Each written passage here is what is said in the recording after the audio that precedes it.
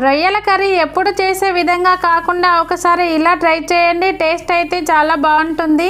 దీని కొరకు ముందుగా రొయ్యలని శుభ్రంగా కడిగి తీసుకోవాలి. తర్వాత ప్యాన్ పెట్టుకొని 3 పావుల ఆయిల్ వేసుకొని జీలకర్ర, ఉల్లిపాయ ముక్కలు, పచ్చిమిర్చి ముక్కలు, కరివేపాకు వేసి ఉల్లిపాయ ముక్కలు రంగు మారేలా ఫ్రై చేసుకొని రెడీ చేసుకున్న రొయ్యలను వేసి బాగా కలుపుకొని రుచికి సరిపడా ఉప్పు వేసి మూత పెట్టి 10 నిమిషాల పాటు ఉడికించుకోవాలి.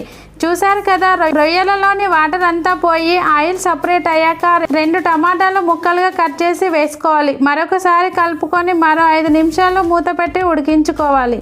ఇలా ఉడికిన తర్వాత పసుపు, అల్లం వేసి మరొకసారి పచ్చివాసన పోయేలా 2 నిమిషాల పాటు కలుపుతూ ఉడికించుకున్న తర్వాత 2 స్పూన్ల కారం వేసి కలుపుకొని గ్రేవీకి సరిపడా వాటర్ని యాడ్ చేసుకొని మరో 2 నిమిషాలు ఉడికించుకున్న తర్వాత గరం మసాలా, చిటికెడు మెంతుల పౌడర్, జీలకర్ర పౌడర్, కొత్తిమీర వేసి మరొకసారి కలుపుకొని స్టవ్